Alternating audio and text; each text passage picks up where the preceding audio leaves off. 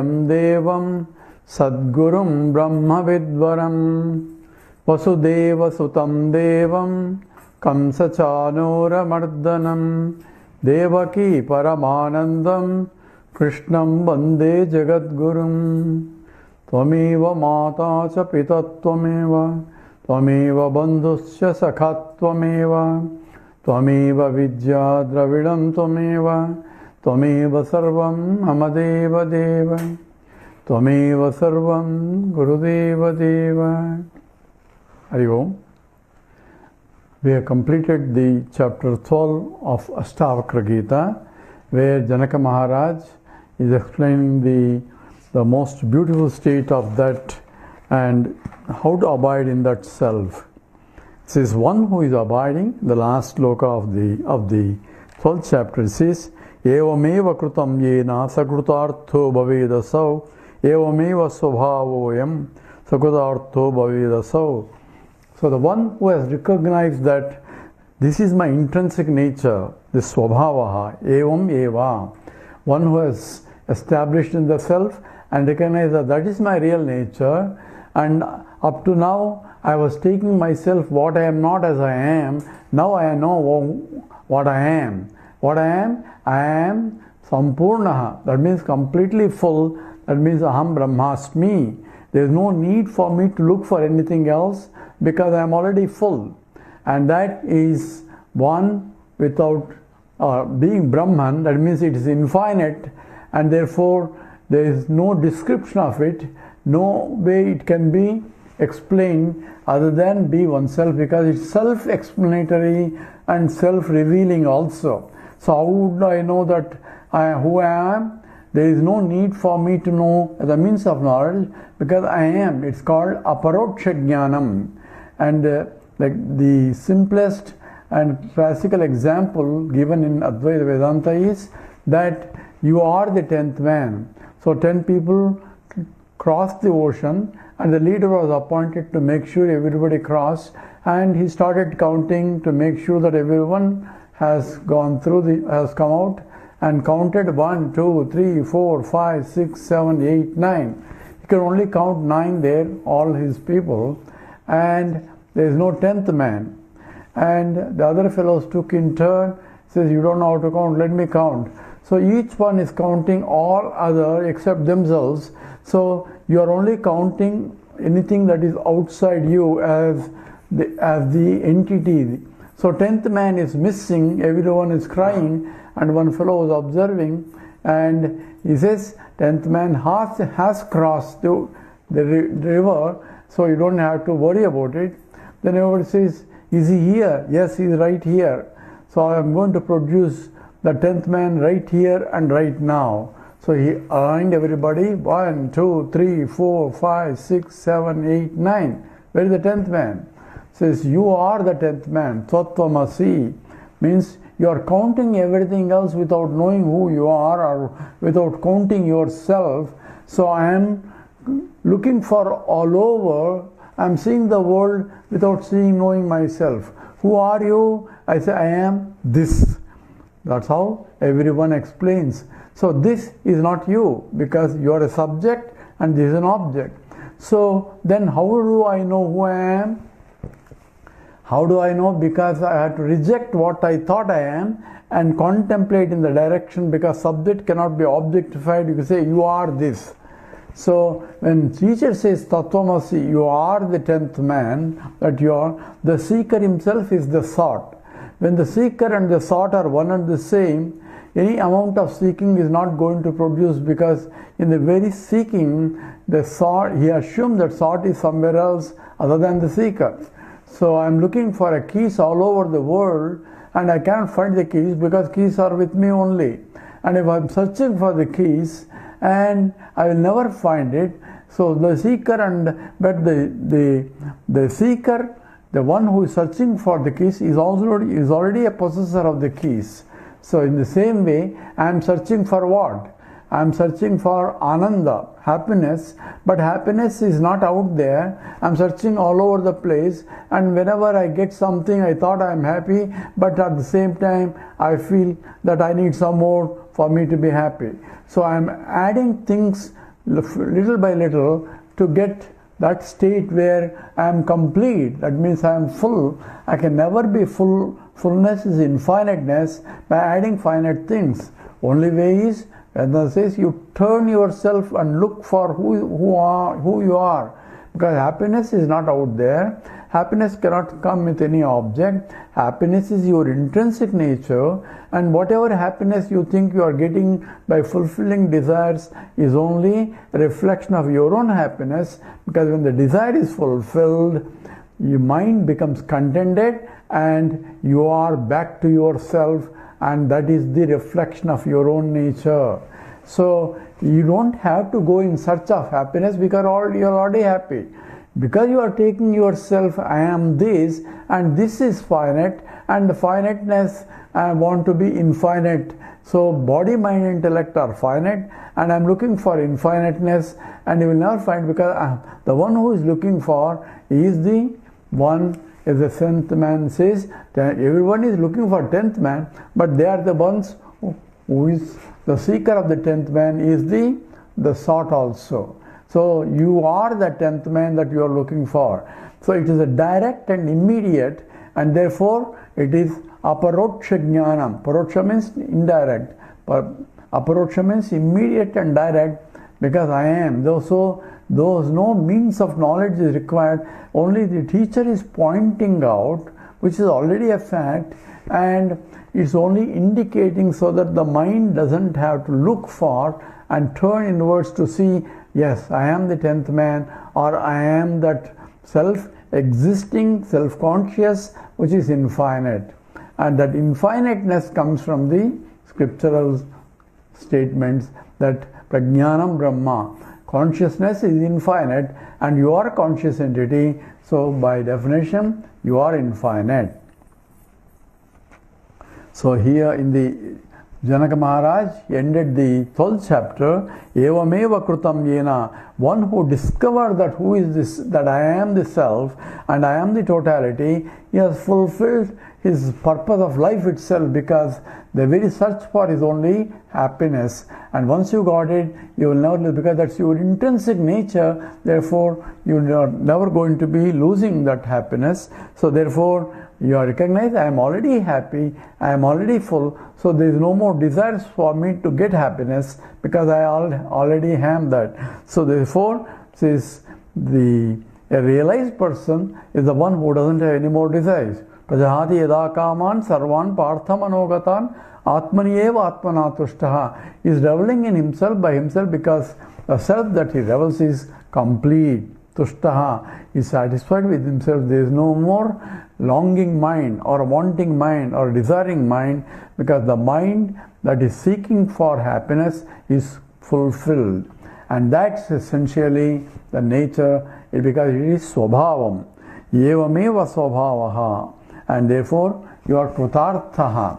You are fulfilled. That is the very search for the purpose of life itself is search for this, and you have got what it is. That was the Janaka Maharaj's last statement in the last chapter. And in this chapter 13 that we are going to take now, he is going to address that it is the nature of the bliss absolute. I am complete, full, and that's my nature, and that is what is going to be the glory of self is being continued in terms of discussion by the Janaka Maharaj after realization. And these are 7 verses in this chapter, and the enthusiastically the Janaka Maharaj is telling about what kind of nature of that absolute truth, that I am in fact indeed the absolute truth. That means there is no more longing mind, no more wanting mind. So let's go through this sloka and then we'll see what it says.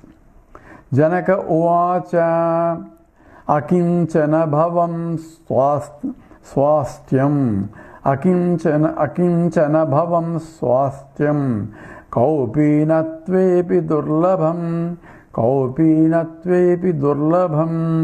chagadani vihayasmad Chagadane vihayasmat ahamase yadha sukham ahamase yadha sukham. Together. Akinchana bhavam swasthyam kaupinatve vidurlabham Chagadane vihayasmat ahamase yadha sukham. So aham ase yadha sukham. That essentially I am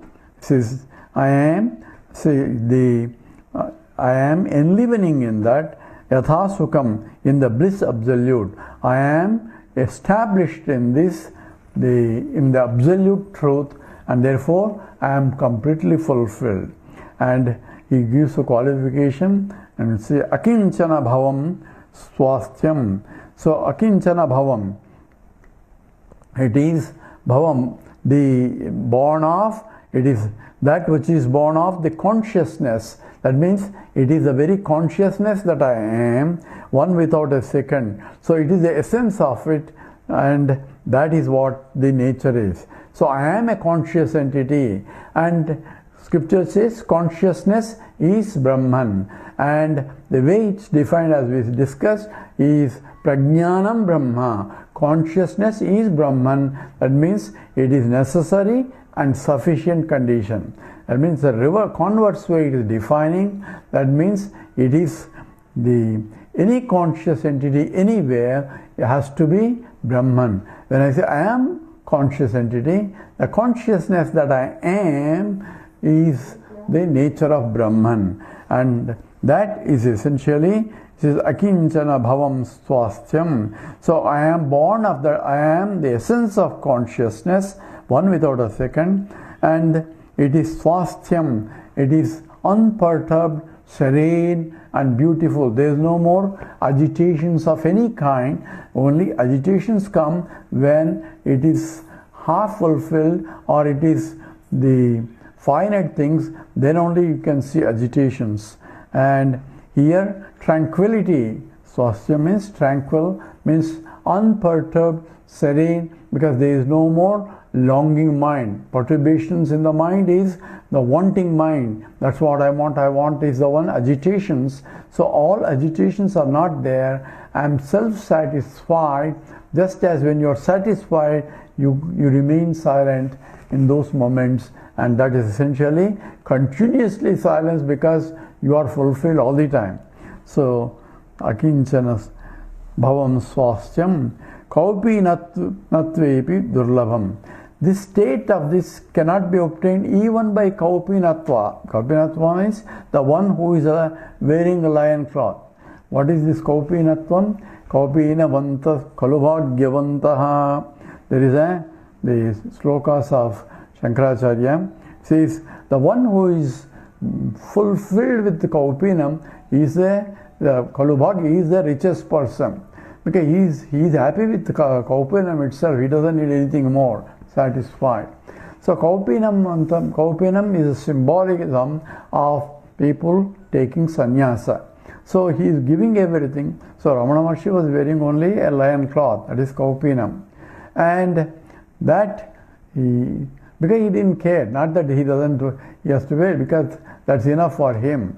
So essentially the people who discard everything, and that means renunciation of everything, and go back as a parivrajaka, where you settle wherever and eat whatever is given, and so on and so forth.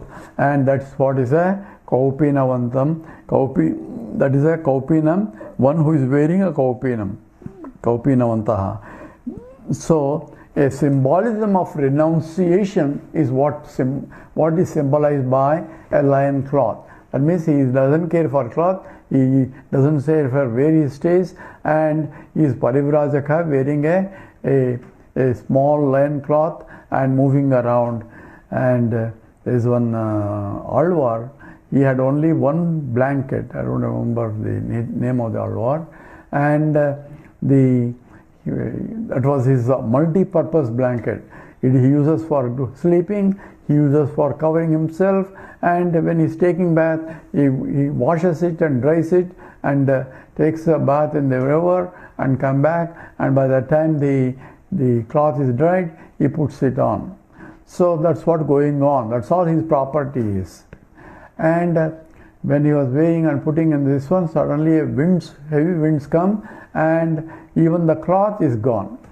So instead of crying, I say, what am I going to wear? That Alvar starts jumping with joy, because if it is there, I have to wear it. If it is not there, I am free. Now no one can question me. Now I am covered by Akasha itself, very big cloth. So Ambaram is essentially the Chidambaram. So Chidambaram is the consciousness is pervading. So in the Chidambaram temple is there, where Lord Shiva is there. First you see the Lord Shiva, then they'll go take you to a place where they ask you to see that, and if you see, there is nothing there, and only garland in the space hanging there, and that's all the Chidambara Rahasyam. It is the secret of the Chidambaram. And hey, I don't see anything. That's what the whole thing is. What I am seeing is, Lord is not really any form. They are decorating, garlanding the whole space itself, and that is of the nature of the consciousness, which is infinite. So it is no form at all, and that is this Chidambara Rahasyam. So here the Akasha itself is covering. So this sage was jumping around with joy, because the other cloth was there, he has to protect himself for others people's sake. So the Kaupinam, the sannyasi wears a Kaupinam for whose sake? For others' sake only. So, but they can get attached to their own Kaupinam also. One who wants attachment, so, hey, this is my Kaupinam, don't take my Kaupinam. And they have the story of one Sishya, and Guru teacher left him with the Kaupinam. They say, you continuously meditate on that. So he was having one Kaupinam, and when he put it on for drying, one mouse came and started eating.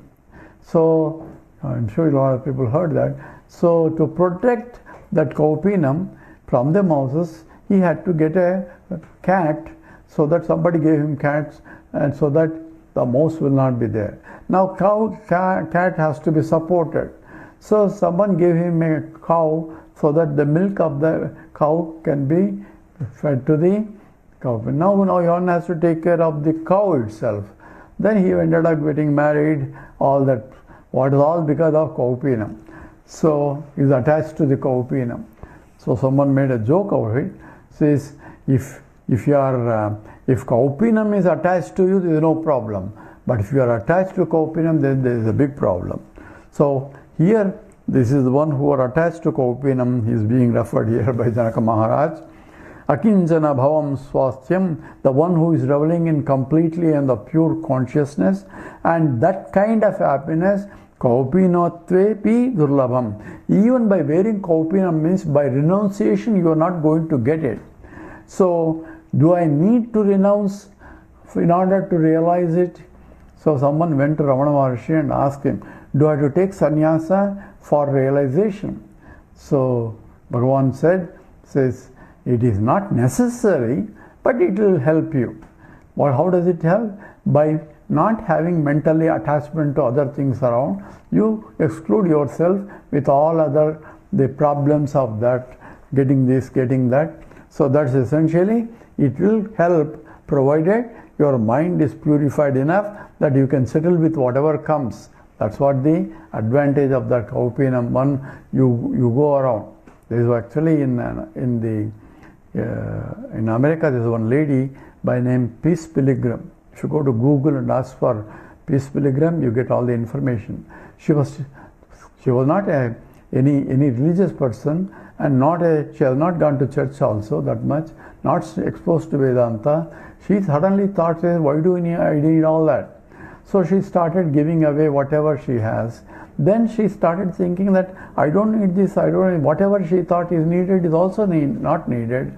At last she ended up with one pair of clothes that she is wearing, one extra pair, and the pair of shoes that he has, and she just wanted walking around and teaching whatever the piece that, because she is free now, so she can preach whatever asked and lie down wherever there has a space, and if somebody gives her food, she eats. So she was a real parivrajaka, and some of the teachings that she was talking about was close to Vedanta, and she in fact met the president of the Roosevelt or somebody at that time, and it was in 1950s, and she has become real Vedantin because of leaving everything, recognizing that I don't need anything for my happiness. In fact, once she was going, and if somebody gives her right, she used to take it and then drop somewhere like that. So she was walking in the highway, one fellow was stopped, and he wanted to take advantage of her, and she went and asked him for a ride. Says, sure, I'll give. And as he started talking to her, realized his mistake, and became her disciple itself. That's the greatness of the lady also. So this is a statement is Kaupinavanta, provided your mind is also prepared that no ownership at all, then whether you wear a Kaupina or not doesn't matter then. So here that's what essentially Janaka Maharaj, he is a king also, he has a still empire, kingship and all that. So from his reference he says, Akinchana bhavam swastyam kaupinatve vidurlavam. Even wearing a kaupina is not going to give you any more that kind of happiness. I am satisfied with, because I know who I am. I am pure consciousness that is unborn, and that is the pervades everything in this universe. So Chagadane vihaya asmat ahamasi yathasukam. So even the renunciation is renounced. That's what the Ashtavakra already told before, that how can I renounce anything? I can renounce only something if I own it. If I never own it, then how can I renounce that? Like I showed, I can mention that I am renouncing the presidentship of the United States. Say, sir, you are never a president. That's why I am renouncing. If I am not president, what is there to renounce? But if I think I own it, then I have a problem. Then I have to renounce. So the question is, the wrong understanding that I am an owner of this is a problem. The owner of this means starting from the body. I think this is my body. So the possessiveness as minus makes it, then you have to renounce it. How do I am going to renounce the body? I can renounce everything else, but I cannot renounce this body because this body is stuck with me. What I renounce is my identification with I am the body, I am the mind, and I am the intellect. So renunciation is only clear understanding that I never own these things at all. I am free then. So therefore, tyagedane vihaya. So giving up even the so-called renunciation, and because there is nothing for me to renounce, because I am pure Satchidananda, it is one without a second, so there is nothing else second for me to renounce. That should be the understanding. Tyagedane vihaya asmat, therefore, ahamase yatha sukham. So it is that which is, I am established in myself, yatha sukham. I am abiding in my own self, and therefore there is nothing for me to renounce. I am full as I am. That is essentially giving up any idea of renunciation, except I live in true happiness, because I am, in fact, my nature is happiness. There is nothing more to gain, because I am full, and fullness itself is happy state. Because if I am not full, then the longing will be there. If I am already full, so if I am already full up to the neck, there is no more longing for food anymore. All I need is, I want to digest what I ate. So that's the fullness requires the satisfaction, contentment of the mind itself. Now that is the state of a Jivan Mukta.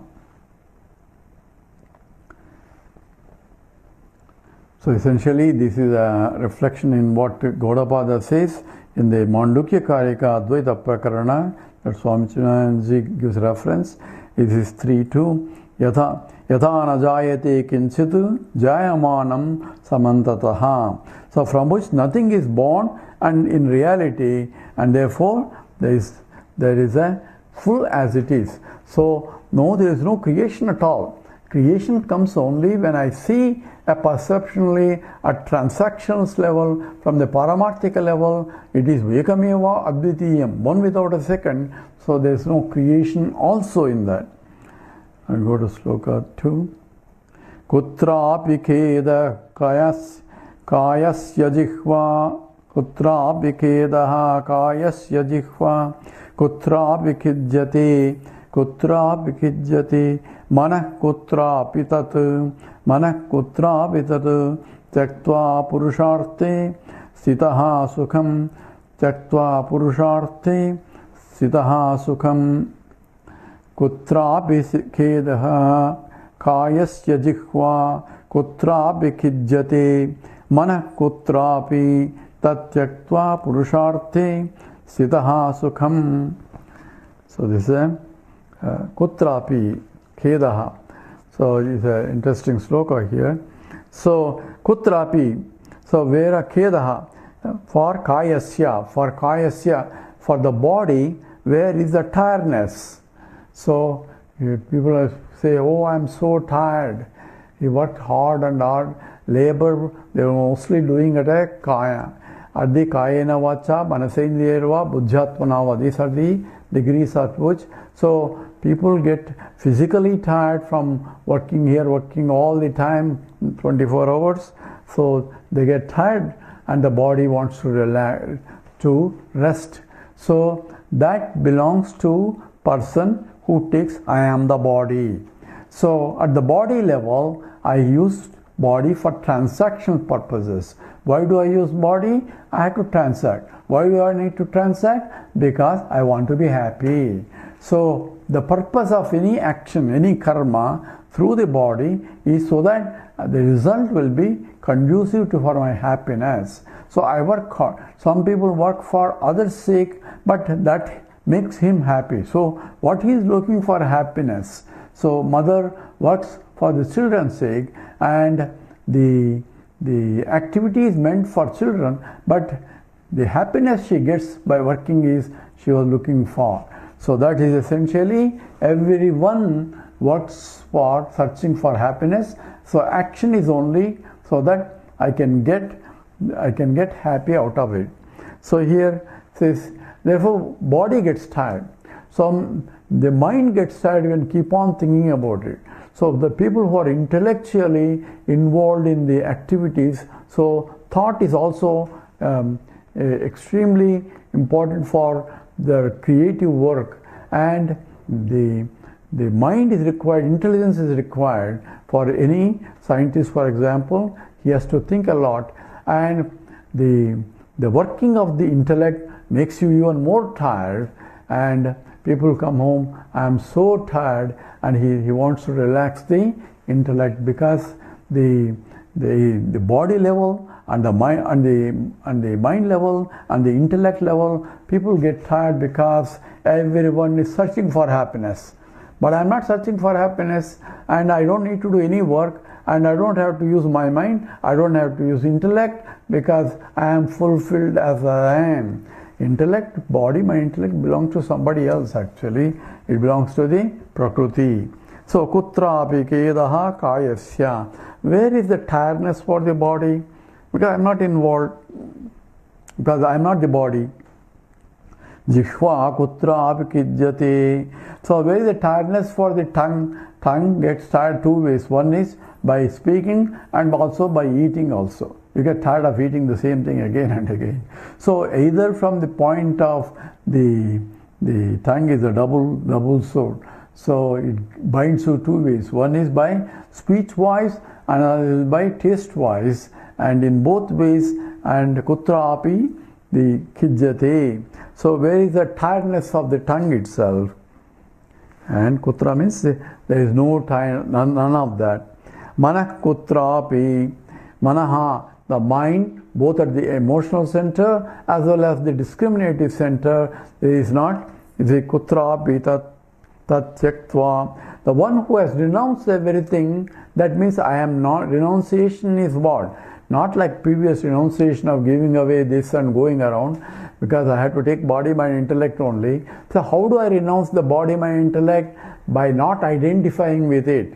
So even though you are using the body, mind, intellect, you are not using it because you say, I am not the body, mind, intellect. Then who is using it?